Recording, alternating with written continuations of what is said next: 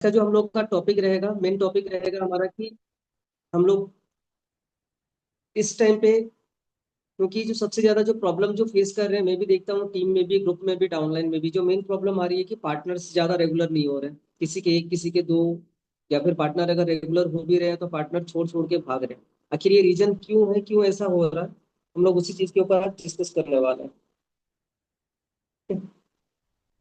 So ready हो आप सभी सेशन के लिए?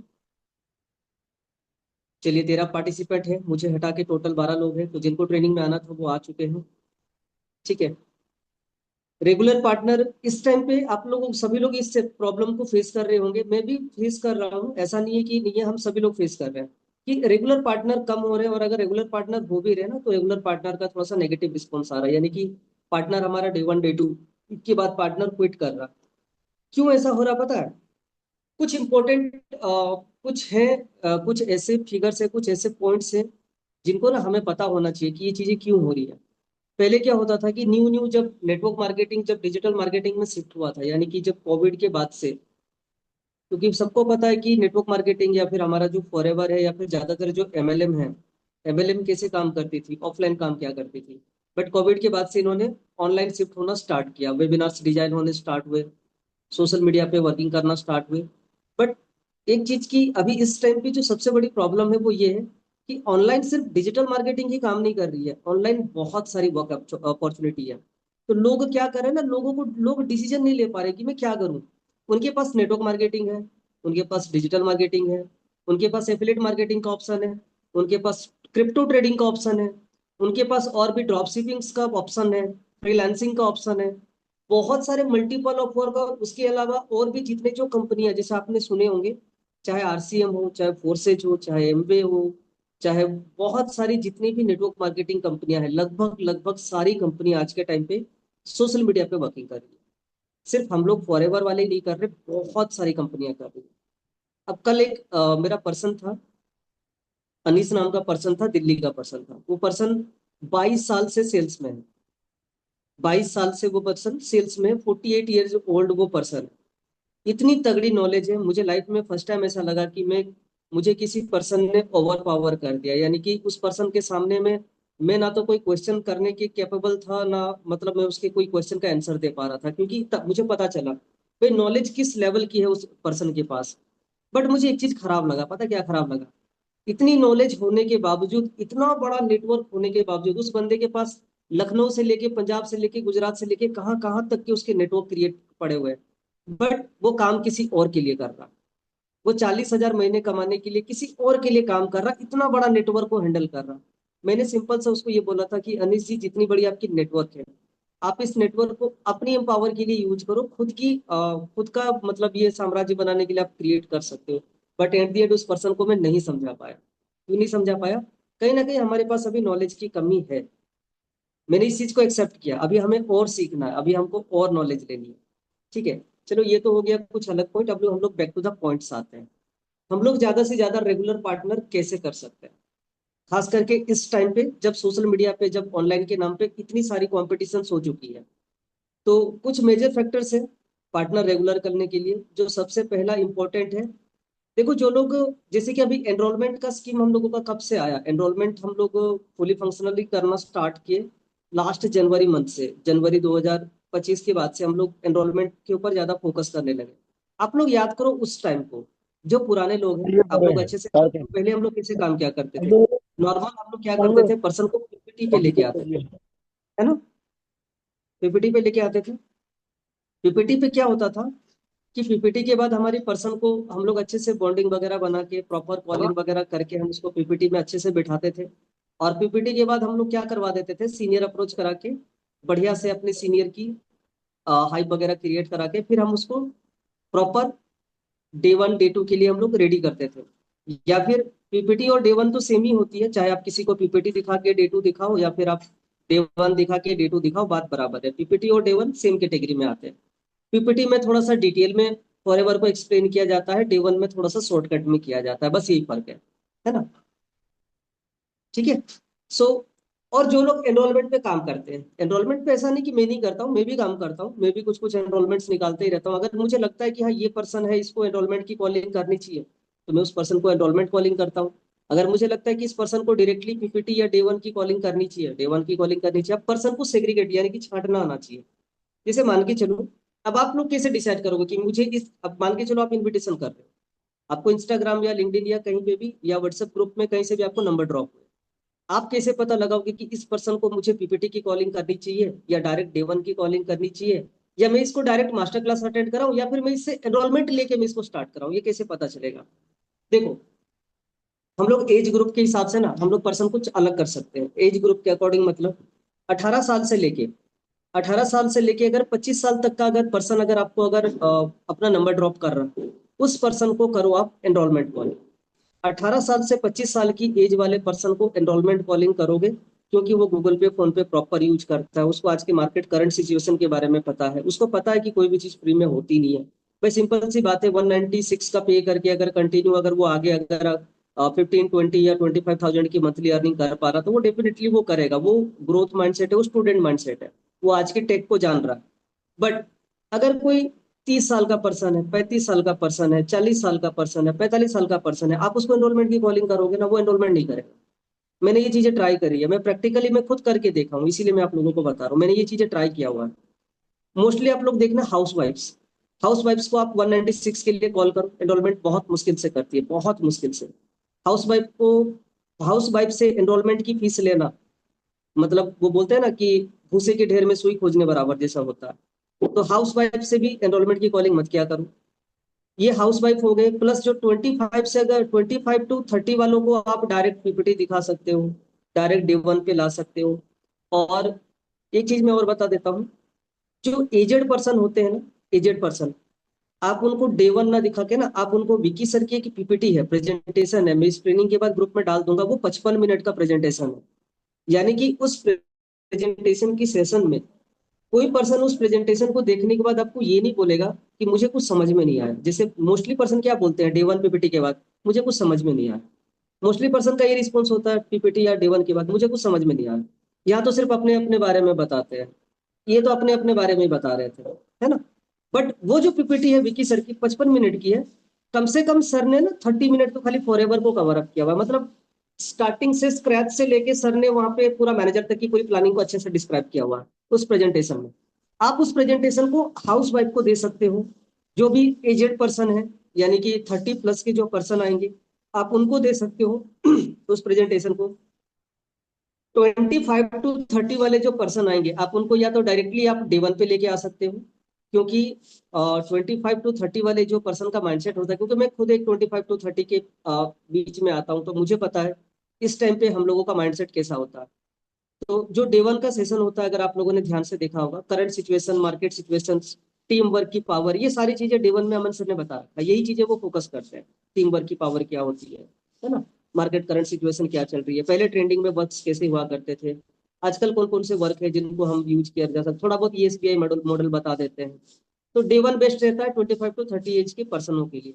30 प्लस वालों का ट्राई करो, जैसे हम लोग पहले पुराने टाइम में काम किया करते थे, अच्छे से प्रेजेंटेशन पे लेके आते थे पीपीटी, पीपीटी ज्यादा से ज्यादा करा। अब देखो एनरोलमेंट की ना, मैं कुछ मुझे कुछ लूप होल्ड्स मिले हैं। लूप होल्ड्स क्या मिले हैं, पता नहीं बाकी सबके साथ ऐसा नहीं होता होगा, शायद मेरे साथ ऐसा हुआ।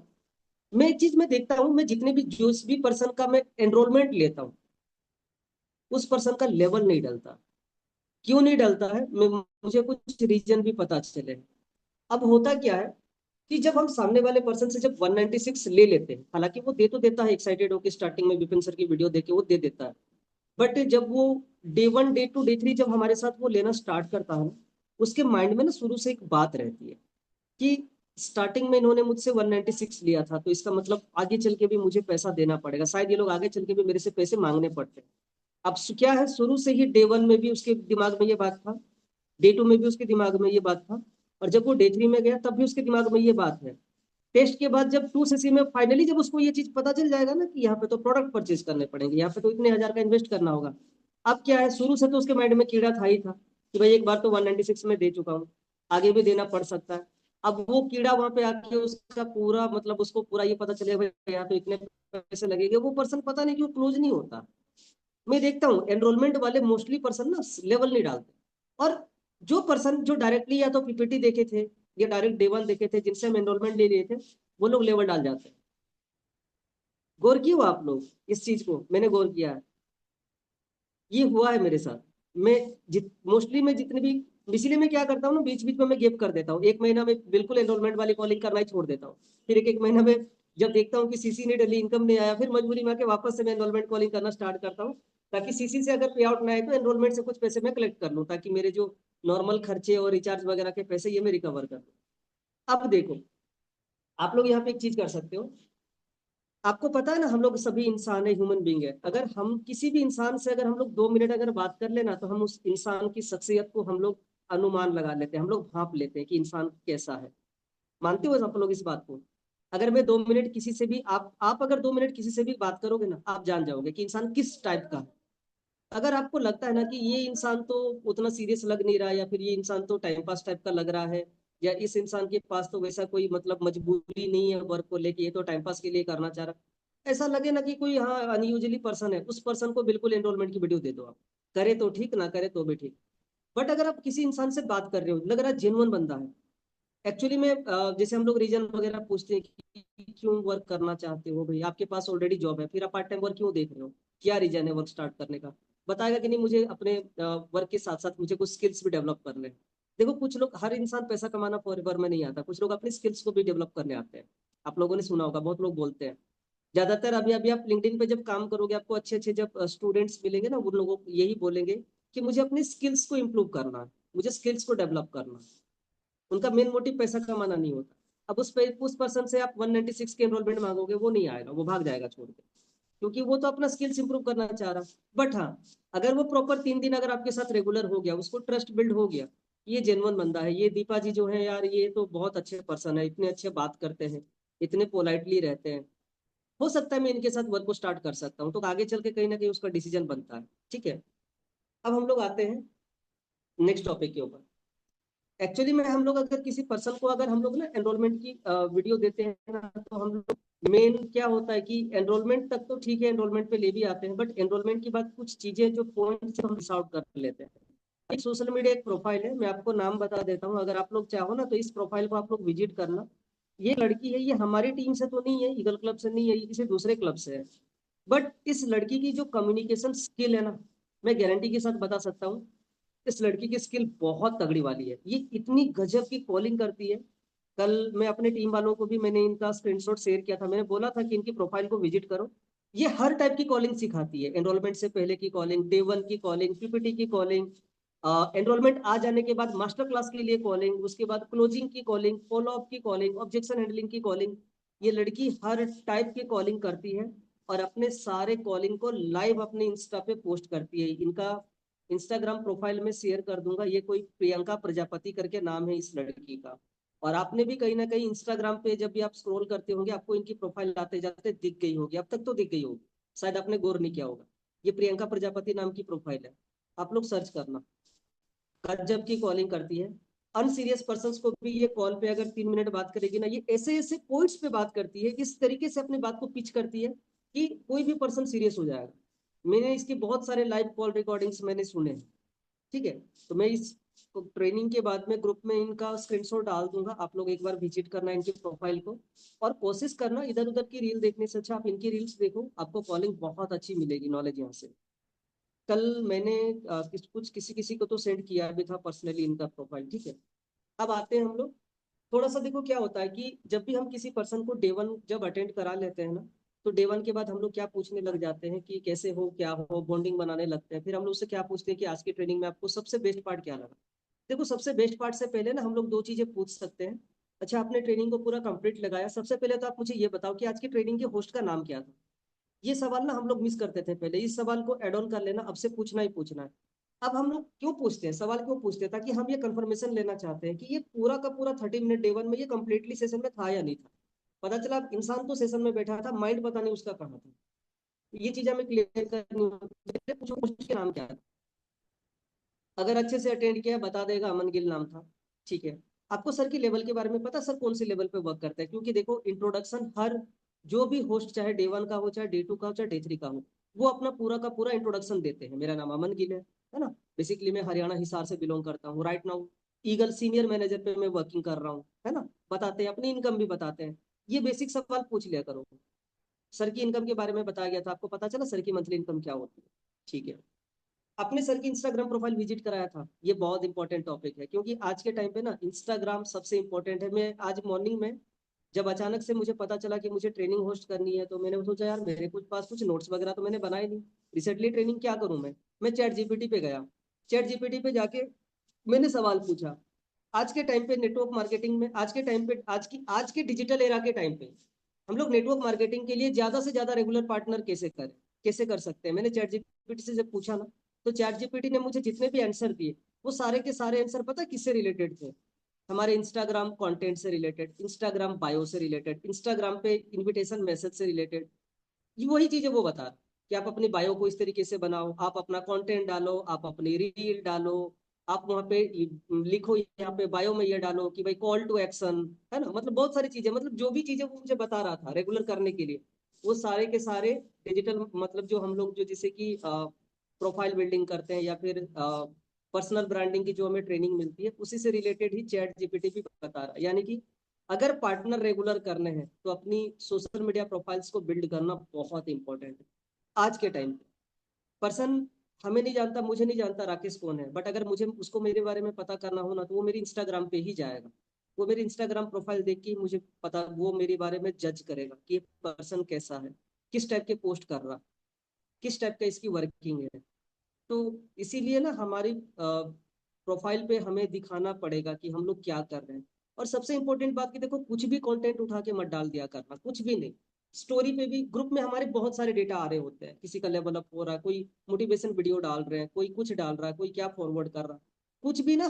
ग्रुप में आया मतलब ये नहीं कि ग्रुप में आ गया मतलब मैं इसको स्टोरी पे डाल दूं, नहीं, पहले खुद देखो।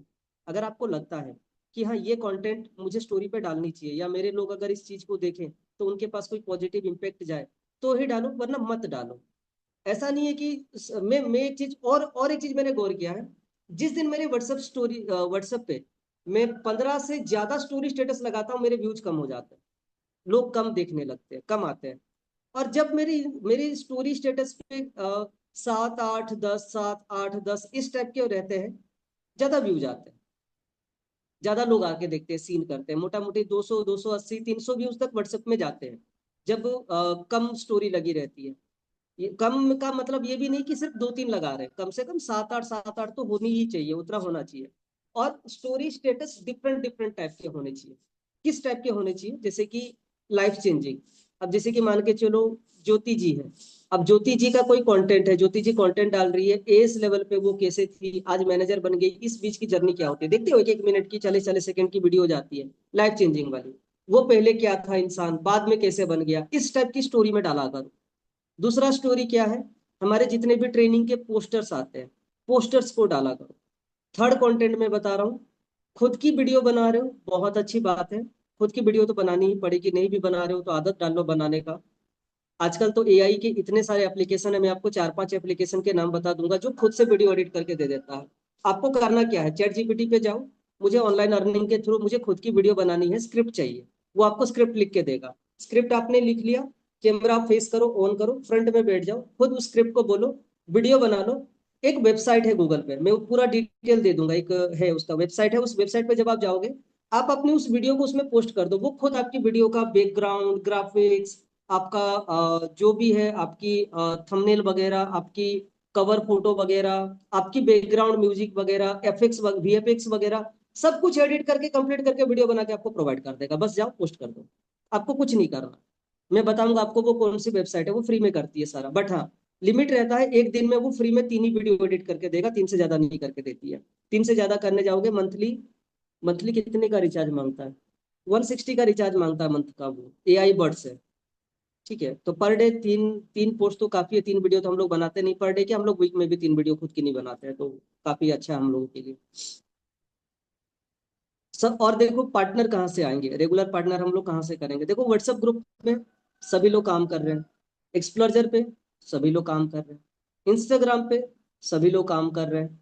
कोई ऐसा एप्लीकेशन ढूंढो जहाँ पे कंपटीशन कम हो। देखो एप्लीकेशन कम नहीं है, सिर्फ ये मतलब कि स्नैपचैट, व्हाट्सएप, एक्सप्लोजर, लिंक्डइन या इंस्टाग्राम या टेलीग्राम, सिर्फ इतने ही एप्लीकेशन नहीं है इनविटेशन के लिए। आप यूट्यूब पे जाके ना, आप यूट्यूब पे जाके सर्च करो recently new social media launch, मतलब कौन कौन से सोशल मीडिया एप्लीकेशन लॉन्च हुए हैं प्ले स्टोर पे।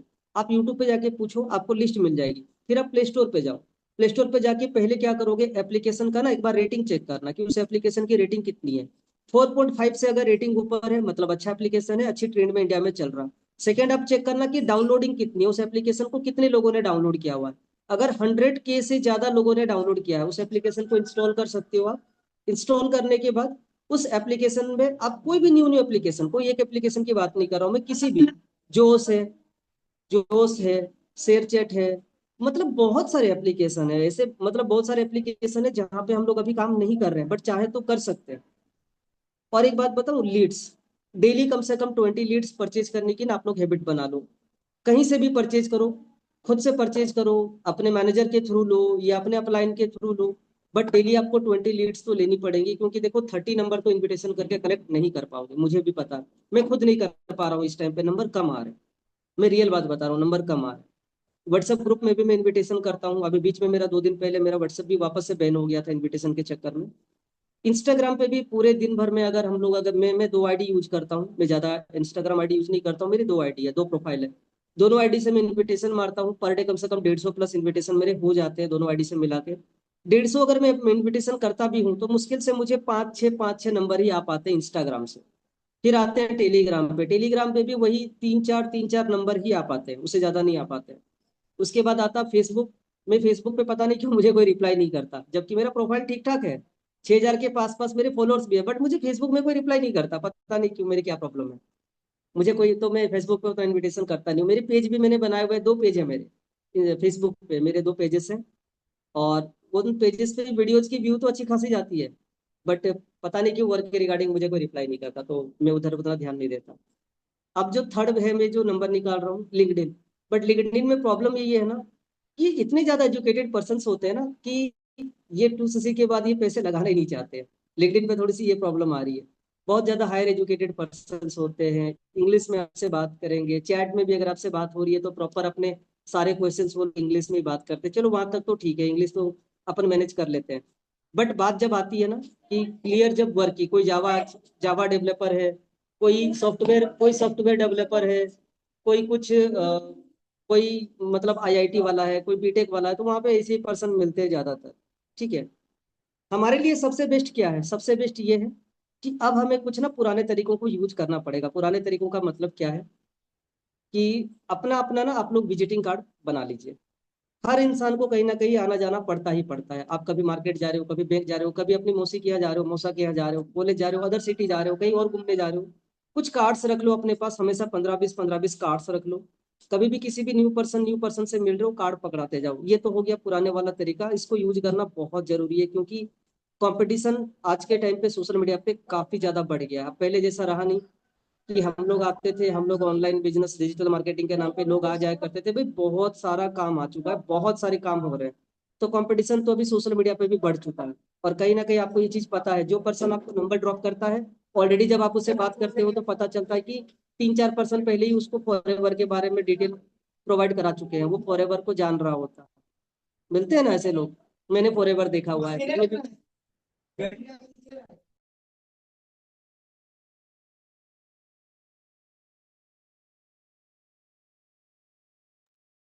थोड़ा सा बैकग्राउंड से आवाज आ सकता है, मेरे घर पे काम चल रहा है आज, तो मैनेज कर लेना आप लोग। अब देखो, डे 2 के बाद अगर आपका कोई पर्सन अगर डे 2 तक आ जाता है, डे 2 तक आने के बाद क्या करो, आप लोग सीनियर अप्रोच कराने से पहले ना उससे जब तक अपने पर्सन की खुद से बढ़िया से बॉन्डिंग नहीं बन जाती, तो सीनियर अप्रोच के लिए लेके मत जाना, नहीं जाना। अगर आपके साथ आपकी नोबस का बॉन्डिंग नहीं बना है, ठीक से बॉन्डिंग नहीं बनी है, बढ़िया से अगर आपकी स्ट्रॉन्ग बिल्ड नहीं हुआ है ना, तो आप अपने सीनियर के पास लेके जाओगे तो वो कहीं ना कहीं ये सोचेगा कि यार इनकी तो कोई टीम है, ये फंसने फंसाने वाला काम, अब ये पहले खुद बात किया करता था, अब अपने सीनियर के पास मुझे लेके आ गया है।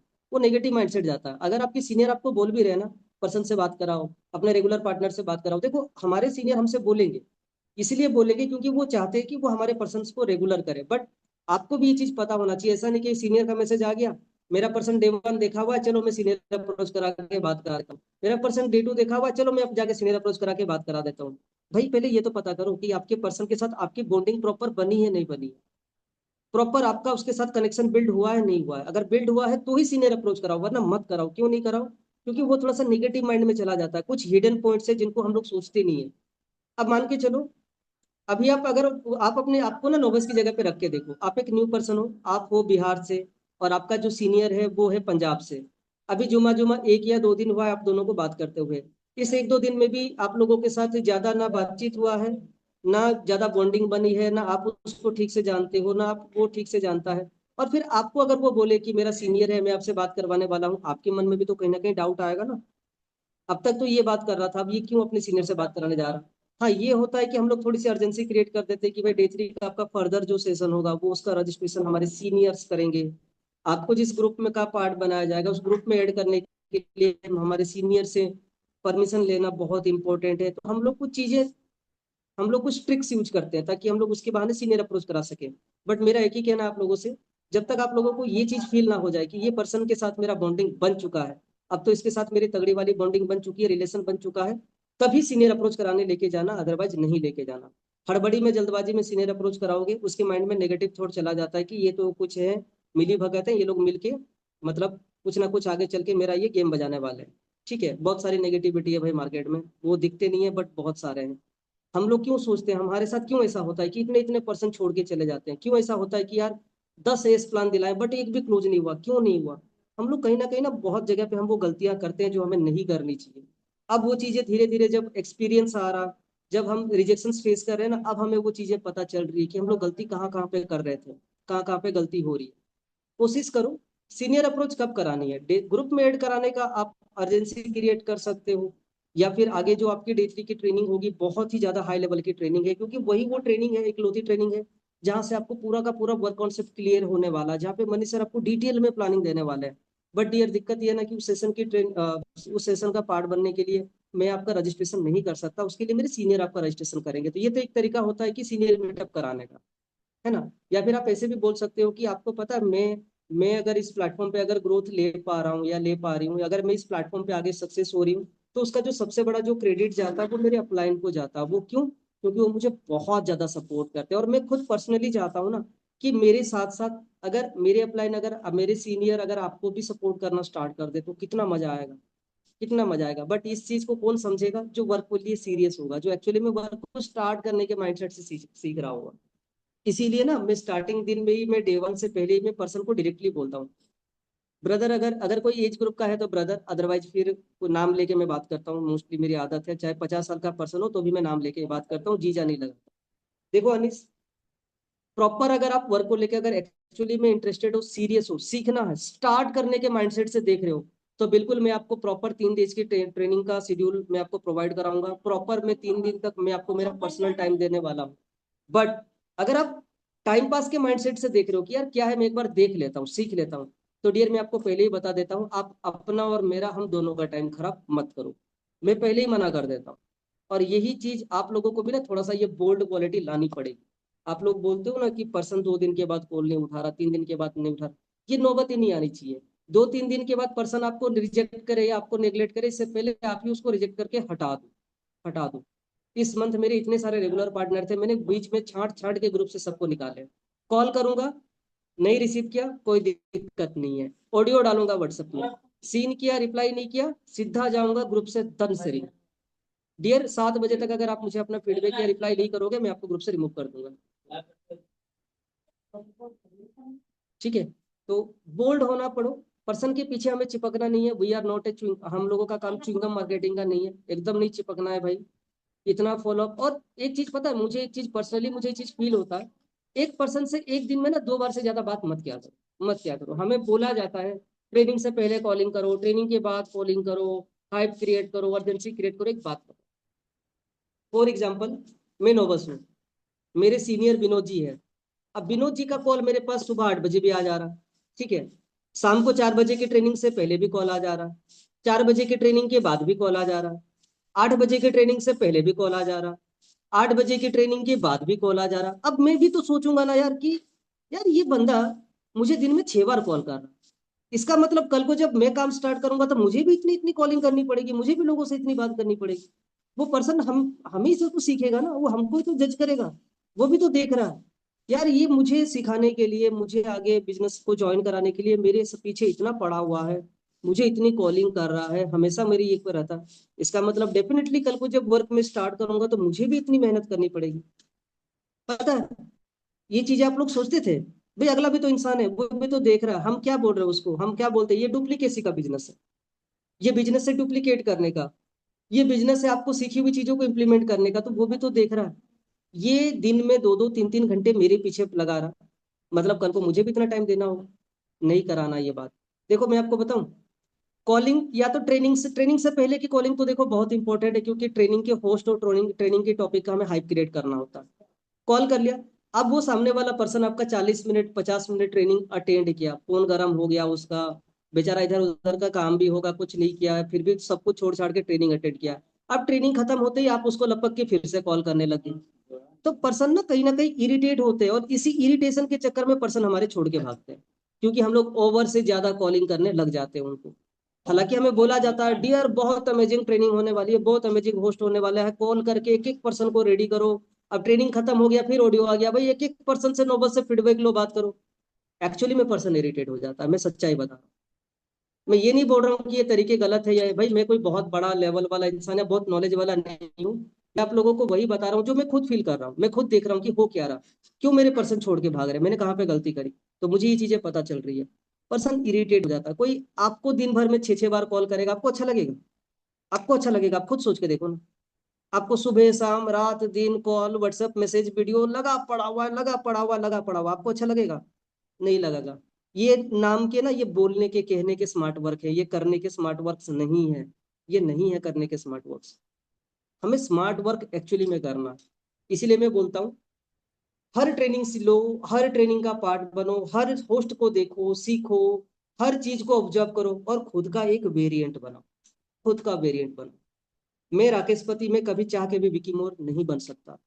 विकी मोर के बोलने का तरीका एक अल्टीमेट है, मैं चाह के भी उनकी तरफ बोल नहीं सकता। बट हाँ, मैं कुछ और कर सकता हूँ जो मेरी मेरी प्रोफेशन को सूट करे, या जो मेरी पर्सन के साथ बॉन्डिंग बनाने में मेरी हेल्प करे। या फिर मैं, जैसे कि मान के चलो, मैं देखता हूँ सतपाल सर की कॉलिंग में सुनता हूँ, कितनी पोलाइटली से, कितनी मीठी आवाज से वो बात करते हैं। हो सकता है मैं उतनी मीठी में बात ना कर पाऊँ, बट मैं दूसरे तरीके से कॉलिंग करके अपने पर्सन को रेगुलर कर दूं, ये भी तो हो सकता है। यार हर इंसान के पास ना खुद की एक क्वालिटी होती है, और वो क्वालिटी वो किसी से मैच नहीं कर सकता। आप में से इस ट्रेनिंग में बैठे हर इंसान के पास खुद की एक क्वालिटी है, और उस क्वालिटी को कोई नहीं मैच कर सकता। बट आपको उस क्वालिटी को प्यूरिफाई करना है और निखारना। आपको हिंदी नहीं आती, कोई दिक्कत नहीं है, कल मैं अपने एक डाउनलाइन से बात कर रहा था, तो मुझे पता चला सर मुझे इंग्लिश तो ठीक से आता नहीं, मैं कैसे बात करूँ? कोई बात नहीं, आप हिंदी में बात करो, हिंदी में इतनी अच्छी कॉलिंग कर लो कि आपको इंग्लिश वर्ड की यूज करने की नीड ही ना पड़े। हिंदी में ही परफेक्ट बन जाओ, इंग्लिश में ही परफेक्ट बन जाओ। तो देखो रेगुलर पार्टनर, ये तो हुए थे छोड़ के भागने का, अब मैं करने के कुछ रीजन बता रहा हूँ। देखो हमेशा ना इस बिजनेस का बैकबोन है फोर्स इसी।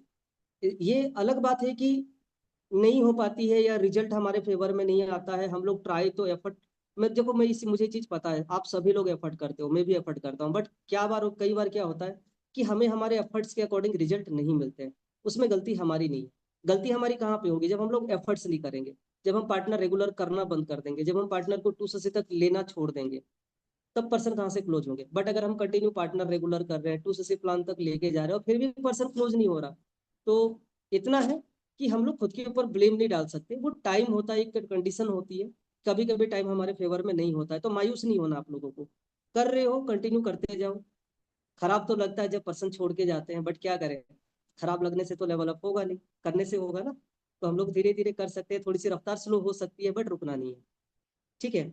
अब देखो लोग इस टाइम पे ज्यादा से ज्यादा कहाँ से निकलेंगे, मैं आपको बता रहा हूँ। आप जैसे कि देखो इंस्टाग्राम पे तो मस्ट है, इंस्टाग्राम को तो हम लोग छोड़ नहीं सकते, बट 4 5 10 आईडी बनाने से अच्छा है 2 आईडी अच्छी बना लो, प्रॉपर प्रोफेशनल लगनी चाहिए, अच्छे अच्छे पोस्ट उसमें होने चाहिए, अच्छे अच्छे हाईलाइट्स है, अच्छे अच्छे कवर बनाओ, अच्छे अच्छे आप वहाँ पे हाईलाइट्स के कवर वगैरह ऐड करो। उस 2 प्रोफाइल से आराम से दिन के 150 इन्विटेशन हो जाते हैं। 150 में से 5 लोग हैं जो देखो, जो पर्सन इन्विटेशन से आता है ना, उससे हमारी कॉल पे बात होने से पहले ही बॉन्डिंग बन जाती है। उसके कुछ सवाल आएंगे, हम उसके सवाल का जवाब देंगे, तो बॉन्डिंग बन जाती है। और लीड वाले नंबरों पे क्या होता है कि डायरेक्टली बॉन्डिंग नहीं बन पाती, क्योंकि वो पर्सन डायरेक्टली बिल्कुल अनजान हुआ होता है हमारे लिए। ठीक है। डेली कम से कम 20 लीड, 20 लीड तो आप लो, चाहे अपने अपलाइन से लो, चाहे खुद से आप इंस्टाग्राम पे इतने सारे लोग हैं लीड प्रोवाइड कराने वाले, कांटेक्ट करो, बात करो लोगों से। एक बार में तो अच्छी लीड मिलेगी नहीं, 2-3 लोगों से लीड लेके पहले धोखे खाने पड़ेंगे। बोला जाता है ना, बादाम खाने से अकल नहीं आती है, धोखे खाने से अकल आती है। तो 2-3 इधर उधर की लीड्स लेके धोखे खाओ, पहले पता करो किसकी लीड अच्छी है किसकी खराब है। कुछ पैसे बर्बाद भी करो, ये बिजनेस है, देखो पैसा तो लगाना पड़ेगा, लगाना पड़ेगा। और मैं ये नहीं बोल रहा हूँ कि कंटिन्यू लीड लो, लीड लेने का एक फनल बना लो। कैसे? जैसे कि आज आपने 20 लीड लिया, 20 लीड में से मान के चलो आपके 3 रेगुलर हो गए, इनविटेशन भी बीच बीच में कर रहे हो तो वहां से रेगुलर हो गए। एक बार में ना आप 4 से 5 रेगुलर को ही गाइड कर पाओगे ढंग से, 5 से ज्यादा पर्सन को आप पार्टनर को गाइड नहीं कर पाओगे। क्यों नहीं कर पाओगे? क्योंकि इतने सारे पर्सनों से आप खुद बात नहीं कर पाओगे, अच्छे से गाइड नहीं कर पाओगे। मेरा जो रेगुलर पार्टनर का जो मेरा जो रेशियो रहता है 4 से 5, मैं 4 या 5 पर्सनों को बहुत अच्छे से गाइड कर पाता हूँ। 5 से ज्यादा पर्सन रेगुलर होते हैं तो मेरा पूरा सिस्टम गड़बड़ा जाता है।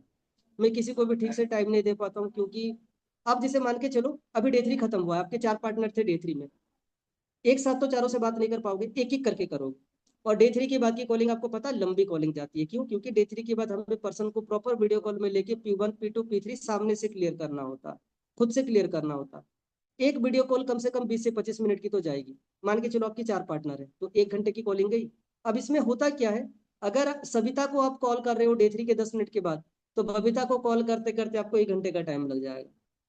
भाई आप कंटिन्यू लगातार पर्सन से बारी बारी बात करोगे ना, लगातार तो कर नहीं पाओगे। तो ज्यादा पार्टनर का रेशियो भी खराब होता, ज्यादा पार्टनर एक साथ में रेगुलर नहीं करो। 4 से 5 अच्छे पार्टनर रखो हमेशा, और उनको थोड़ा सा अपने साइड से बेटर टाइम दो।